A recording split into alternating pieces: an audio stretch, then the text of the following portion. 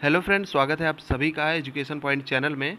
और आज हम लोग इस वीडियो में पढ़ेंगे बाल विकास से संबंधित एक बहुत ही इंपॉर्टेंट टॉपिक, जिस टॉपिक का नाम है व्यक्तिगत विभिन्नताएं यानी इंडिविजुअल डिफरेंस। ये टॉपिक आपके C TET, UP TET, MP TET, KVS, NVS या फिर अदर कोई भी टीचिंग एग्जाम होता है उससे रिलेटेड बहुत ही इंपॉर्टेंट टॉपिक है। तो इस टॉपिक को शुरू करें उससे पहले आप सभी से रिक्वेस्ट है, अगर आपने अभी तक एजुकेशन पॉइंट चैनल को सब्सक्राइब नहीं किया है तो चैनल को सब्सक्राइब करके चैनल के साथ जुड़ जाइए। और आइए वीडियो को शुरू करते हैं। ये सीडीपी का बहुत ही इंपॉर्टेंट टॉपिक है। और इससे पहले भी हमारे चैनल पे सीडीपी यानी बाल विकास से संबंधित वीडियोस आ चुकी हैं, तो अगर आपने उन वीडियोस को नहीं देखा है तो उन वीडियोस को भी देख लीजिए। तो हमारा टॉपिक है व्यक्तिगत विभिन्नताएं यानी इंडिविजुअल डिफरेंसेस। तो व्यक्तिगत विभिन्नताओं का अध्ययन सबसे पहले गाल्टन ने प्रारंभ किया था। इस पे स्टडी करना सबसे पहले गाल्टन ने शुरुआत किया था। ठीक है।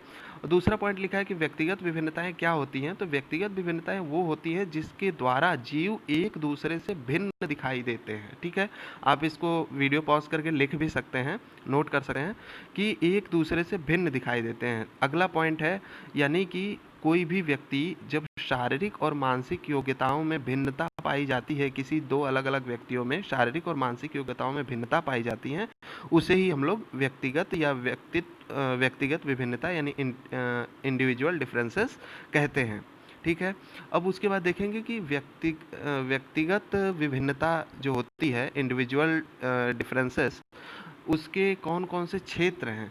तो क्षेत्र में बहुत सारे क्षेत्र होते हैं। पहला है शारीरिक क्षेत्र। तो आपने देखा होगा अलग अलग बालकों का शारीरिक विकास अलग अलग होता है, चाहे वो भले एक ही उम्र के क्यों ना हो। जैसे मान लीजिए 8 साल के दो बच्चे हैं, बट किसी की हाइट, दोनों की हाइट सेम नहीं रहेगी, दोनों का वेट सेम नहीं रहेगा, तो ये शारीरिक विभिन्नता के अंतर्गत आ जाता है।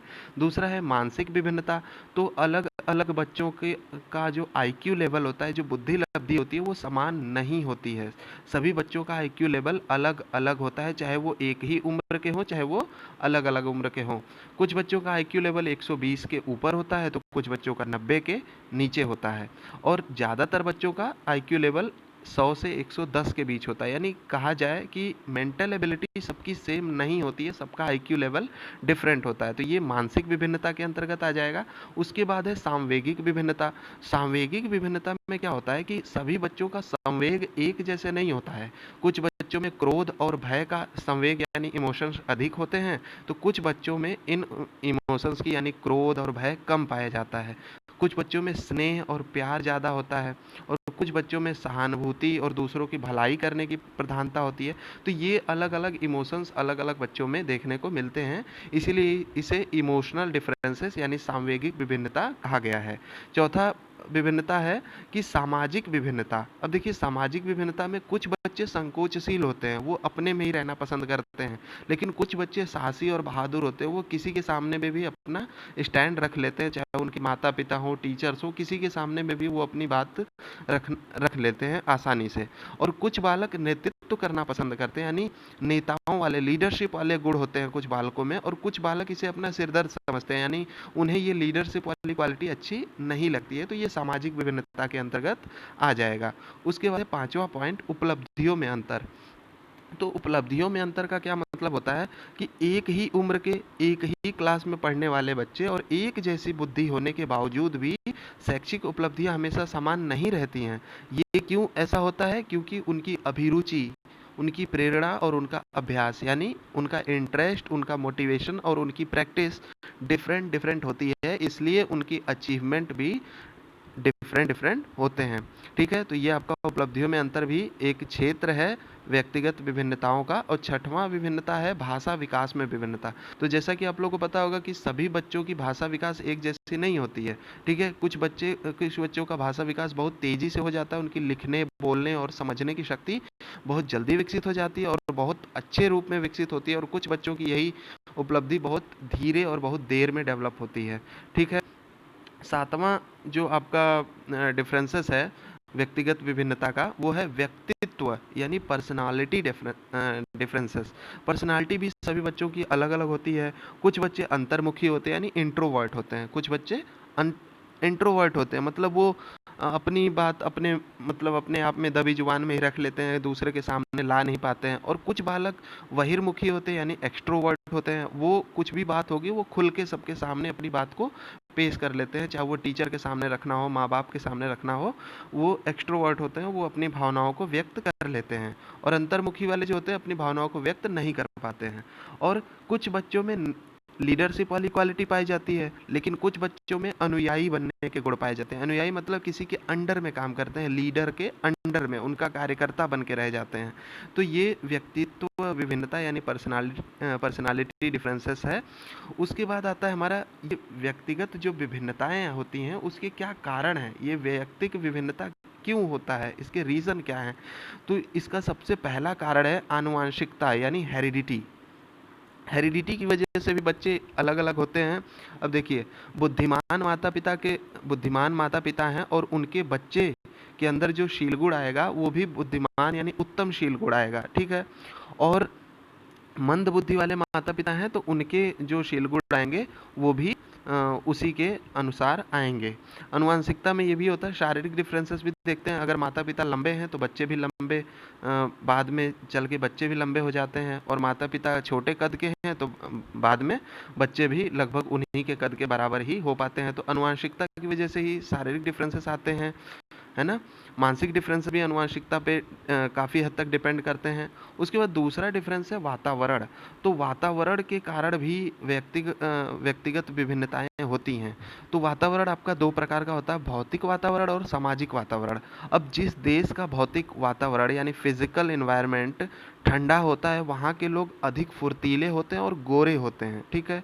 दूसरी तरफ जहाँ का वातावरण गर्म होता है वहाँ के लोग आलसी होते हैं। आलसीपन ऐसा देखा गया है कि वहाँ के लोग उस देश के कंपैरिजन में जहाँ का ठंडा वातावरण है उसके कंपैरिजन में गर्म वातावरण वाले लोग आलसी होते हैं और उनका रंग श्यामला होता है, वो सांवले रंग के होते हैं, ठीक है। और सामाजिक वातावरण से देखा जाए तो सामाजिक रूप से जो परिवार सबल होते हैं और जो परिवार दुर्बल होते हैं उन दोनों परिवार के बच्चों के व्यवहार में, चरित्र में और शिलगुण में विभिन्नता पाई जाती हैं। यानी कि वातावरण की वजह से भी वैयक्तिक विभिन्नता देखने को मिलती हैं। उसके बाद तीसरा कारण है वैयक्तिक विभिन्नता का आर्थिक स्थिति एवं शिक्षा। आर्थिक स्थिति अगर अच्छी नहीं होगी तो बालक का शारीरिक स्वास्थ्य एवं मानसिक स्वास्थ्य दोनों प्रभावित होता है तथा शिक्षा से बालकों के व्यवहार में विभिन्नता आती है। यानी ये आर्थिक स्थिति और शिक्षा की वजह से भी वैयक्तिक विभिन्नता देखने को मिलती है, ठीक है।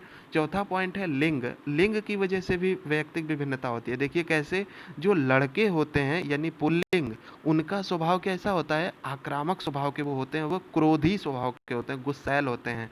लेकिन लड़कियां सहनशील होती हैं, उनमें क्रोध की मात्रा कम होती है लड़कों के कंपैरिजन में। लड़के शारीरिक रूप से लड़कियों से अधिक सबल होते हैं यानी ज़्यादा मजबूत होते हैं लड़कियों के कंपैरिजन में। यानी ये भी वैयक्तिक विभिन्नता का एक कारण है कि लिंग की वजह से भी वैयक्तिक विभिन्नता होती है। अगला है आयु। आयु आयु में एज के हिसाब से कैसे होगा कि जैसे जैसे व्यक्ति की आयु बढ़ती है, एज बढ़ती है, उसका शारीरिक कद, भाषा विकास, सामाजिक विकास, मानसिक विकास भी अधिक होता जाता है। तो ये भी वैयक्तिक विभिन्नता का ही एक कारण है। मान लीजिए कोई बच्चा है 8 साल का, कोई 18 साल का, तो दोनों का वैयक्तिक विभिन्नता पाई जाएगी क्योंकि 18 साल वाला ज़्यादा लंबा होगा शारीरिक रूप से और 8 साल वाला छोटा होगा। 18 साल वाले की मानसिक बुद्धि ज़्यादा अच्छी होगी और 8 साल वाले की उसके कंपैरिजन में कम होगी। तो आयु की वजह से भी वैयक्तिक विभिन्नताएं देखने को मिलती हैं। अगला पॉइंट है कि वैयक्तिक विभिन्नता के अध्ययन की विधियां कौन कौन सी, आखिर कैसे आप वैयक्तिक विभिन्नता पता कर सकते हैं, कैसे पता चलेगा कि ये बच्चे आपस में इंडिविजुअली डिफरेंट है। तो सबसे पहला बुद्धि परीक्षण के द्वारा, इसमें आईक्यू टेस्ट का मापन किया जाता है। बुद्धि परीक्षण के द्वारा पता चल जाता है कि ये बच्चा बाकी बच्चों से डिफरेंट है, ठीक है। दूसरा है व्यक्तित्व परीक्षण यानी पर्सनालिटी टेस्ट के द्वारा भी पता चल जाता है कि इंडिविजुअल डिफरेंसेस क्या क्या हैं सभी के बीच में। अगला है अभिरुचि परीक्षण यानी इंटरेस्ट टेस्ट। अब कुछ बालकों की अभिरुचि किसी खास विषय में ज़्यादा होती है और दूसरे विषयों में उनकी अभिरुचि कम होती है। तो ये आप कैसे पता कर सकते हैं कि किस बच्चे की मैथ में इंटरेस्ट ज़्यादा है, किस बच्चे का सोशल साइंस में इंटरेस्ट ज़्यादा है, किसका आर्ट एंड क्राफ्ट में इंटरेस्ट ज़्यादा है। ये सब आप इंटरेस्ट टेस्ट के माध्यम से पता कर सकते हैं। तो ये वैयक्तिक विभिन्नता के अध्ययन की विधियाँ हैं, ठीक है। अगला पॉइंट है वैयक्तिक विभिन्नता के अध्ययन का शिक्षा में क्या महत्व है? आखिर क्यों ज़रूरी है ये कि इसका अध्ययन हम लोग अपने एजुकेशन में करें? तो ये इसलिए ज़रूरी है, समूहीकरण या वर्गीकरण करने में सहायता मिलती है। यानी अगर आपको अपने क्लास के बच्चों का ग्रुपिंग करना है, क्लासिफिकेशन करना है, तो आप इसकी हेल्प लेते हैं। आपको पता होगा कि किस बच्चे की खूबियाँ क्या है, किस बच्चे की कमियाँ क्या हैं, उसी के हिसाब से आप उनका क्लासिफिकेशन, आप उनका ग्रुपिंग करते हैं और उसके हिसाब से आप उन्हें शिक्षण देने का प्रयास करते हैं। दूसरा पॉइंट है अध्यापन विधियों के प्रयोग करने में सहायता मिलती है। यानी कि जब आपको पता होगा कि किस बच्चे की क्या कमियां हैं, किस बच्चे की क्या मजबूतियां हैं, तो उसके हिसाब से आप उसे उसके लिए टीचिंग मेथड यूज़ करेंगे। सभी बच्चों को एक ही टीचिंग मेथड से नहीं पढ़ाया जा सकता है, इसलिए इंडिविजुअल डिफरेंसेस की हेल्प से जब हमें पता चल जाता है कि किस बच्चे की क्या कमियां हैं, तो हम उसके हिसाब से टीचिंग मेथड का यूज़ करते हैं। तीसरा है पाठ्यक्रम निर्धारण करने में सहायक। तो व्यक्तिगत विभिन्नता के आधार पे हम अपना पाठ्यक्रम निर्धारित करते हैं कि जैसे बच्चे वैसे उनका पाठ्यक्रम। ठीक है। चौथा पॉइंट है गृह कार्य देने में सहायक।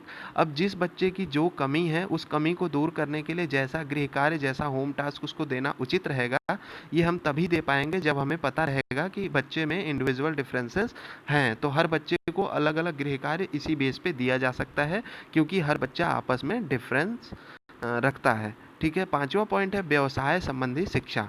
तो व्यवसाय संबंधी शिक्षा यानी सभी बच्चे का रुचि जो होती है, सभी बच्चों की रुचि व्यवसाय में अलग अलग होती है, इसलिए उनको व्यवसाय संबंधी वोकेशनल गाइडेंस भी अलग अलग दिया जा सकता है। तभी दिया जा सकता है जब पता हो कि सभी बच्चे इंडिविजुअली डिफरेंट हैं। ठीक है। तो दोस्तों अगली वीडियो जो रहेगी बाल विकास से संबंधित, वो वीडियो रहेगी स्मृति एवं विस्मरण, यानी मेमोरी एंड फॉरगेटिंग। ठीक है। ये वीडियो 5वीं वीडियो थी बाल विकास से संबंधित। अब ये जो मेमोरी एंड फॉरगेटिंग वाली वीडियो है, स्मृति एवं विस्मरण, ये 6वीं वीडियो रहेगी बाल विकास से संबंधित। तो अगर आप लोगों ने पिछली वीडियोस नहीं देखी है तो उन वीडियोस को भी देख सकते हैं हमारे चैनल से। और ये वीडियो आप लोगों को अच्छी लगी है तो वीडियो को लाइक करके चैनल को सब्सक्राइब ज़रूर कर लीजिएगा।